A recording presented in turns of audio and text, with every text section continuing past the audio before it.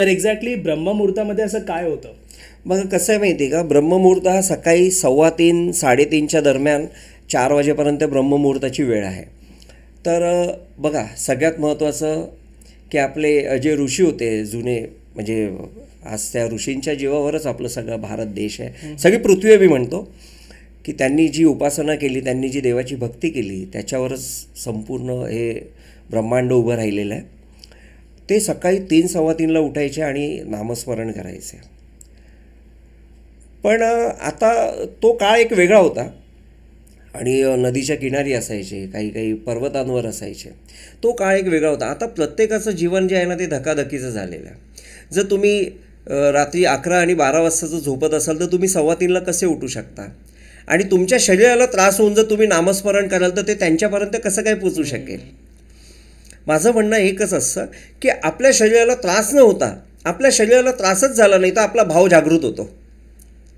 आणि आपला भाव जागृत झाल्यानंतर आपण जे आहे, आपण चांगल्या पद्धतीने जर नामस्मरण केलं तर ते त्यांच्यापर्यंत पोचतं. बरोबर. त्यांनी कधीच म्हटलेलं नाही की तू तुझ्या जीवाला त्रास घे आणि नामस्मरण कर, कधीच म्हटलेलं नाही. त्याच्यामुळे कधी हा विचार, म्हणजे हे विचारच करू नका की तुम्ही बघा आता 12 वाजता तुम्ही झोपलात आणि 3:15ला कसं काय उठायला जमेल? बरोबर. काही लोकांची 10:30, 11, 12 वाजेपर्यंत कामं चालू असतात. नाही जमलं त्यांना 3:15ला उठायला, मग काही हरकत नाही आहे. तुम्ही 7ला उठलात, नो प्रॉब्लेम. तुम्ही 7, 7:30, 8 वाजता नामस्मरण करा. पण ती जी वेळ आहे ना, तुम्ही 7:30ला 8ला करा नामस्मरण, पण ती वेळ कंटिन्यू ठेवा. नामस्मरणाची वेळ ही कंटिन्यू असावी. जर रोज तुम्ही 8 वाजता करता तर 8 वाजता करा, 7:30ला करता तर 7:30ला करा, सकाळी ब्रह्ममुहूर्तावर करता तर ब्रह्ममुहूर्तावर करा, काहीही हरकत नाही. ओके.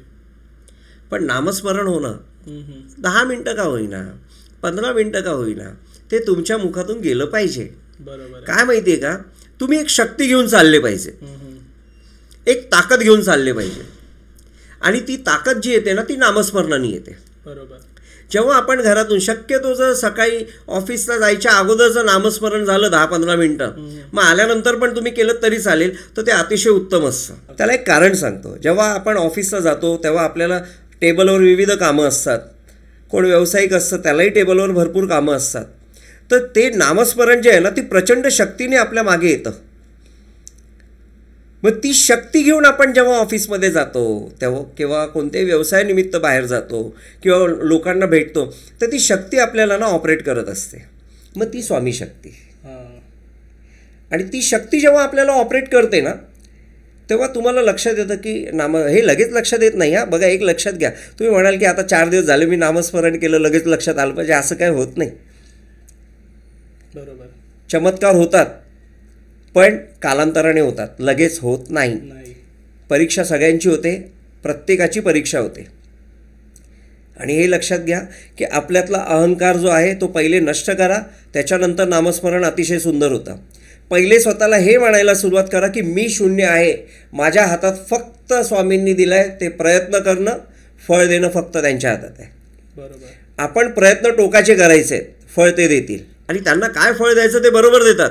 आपल्याला काय प्लस मायनस वाटत असतं, पण त्यांना ते जे काही फळ आहे ते त्यांना माहिती आहे की याला कधी कोणत्या गोष्टी काय द्यायच्या ते. बरोबर. त्याच्यामुळे फळ ते नक्कीच देतात आणि हे ते नेहमी चांगलंच फळ देतात. त्याच्यामुळे आपल्याकडे पेशन्स हवे आणि निस्वार्थी पद्धतीने तुम्ही नामस्मरण करा. बघा स्वामी तुमच्या प्रचंड शक्तीने मागे उभे आहेत. खूप छान तुम्ही एक्सप्लेन केलात नामस्मरणाबद्दल. तर आपण आधीच्या पॉडकास्टमध्ये पण नामस्मरणावरती ज्या एक्झाम्पल्स तुम्ही दाखवले होते की किती मोठ्या मोठ्या गोष्टी पॉसिबल होतात जेव्हा नामस्मरण माणूस करतो. आता तर भारतावरती जे पहलगामवरती जे हल्ला झाला तर नामस्मरणाने तिथेही काही आपण म्हणजे जे लोक आता प्रयत्न चालू आहेत सैनिकांचे, परत भारताचे जे गव्हर्नमेंट आहेत भरपूर काही प्रयत्न त्यांचे चालू आहेत, तर नामस्मरणाने तिथेही काही आपण करू शकतो का? कारण आपल्याकडे भरपूर स्वामी भक्त आहेत, जर ते सर्वांनी जर असं काही केलं तर तिथे काही त्यावर फरक होऊ शकतो का? बघा एक सांगतो, हा अतिशय उत्तम प्रश्न विचारला. कारण आपण नेहमी आपलाच विचार करतो आणि नामस्मरण करतो. मला काय पाहिजे,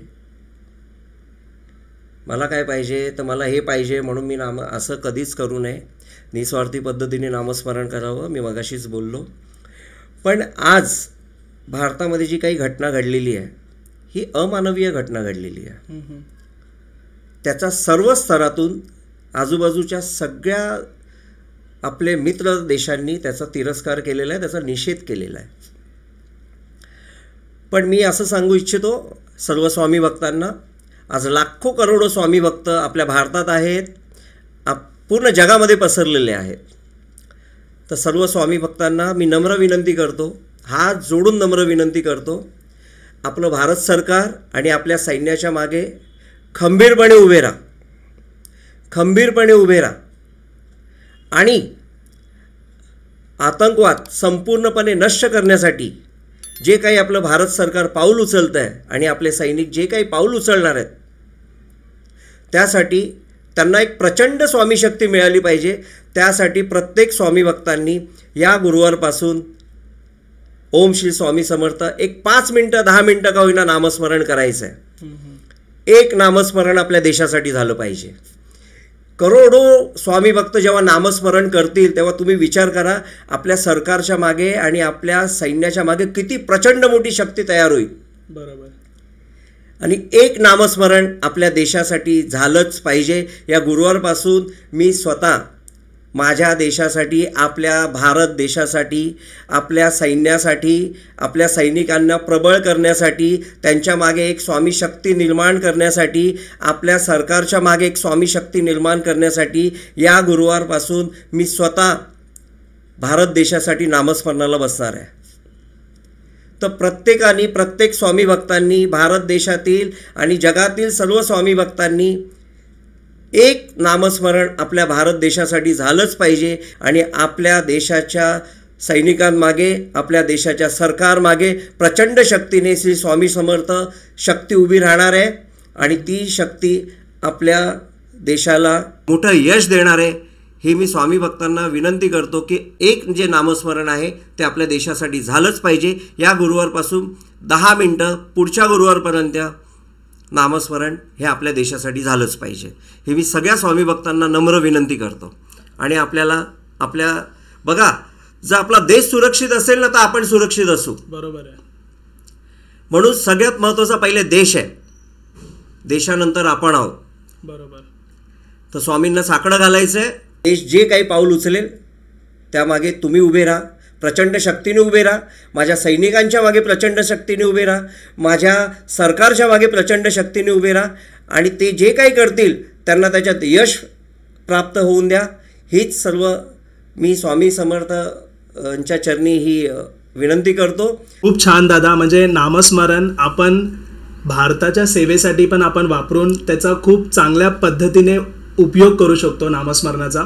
आणि मीही ह्या गुरुवारपासून पुढच्या गुरुवारपर्यंत नामस्मरणाला बसेल. ॲटलिस्ट एक 10 मिनटं वेळ आपल्या सर्वजण बिझी आहेत माहिती आहे, पण 10 मिनटं जर आपण देशासाठी जर काढले, कारण देश आहे तर आपण आहे.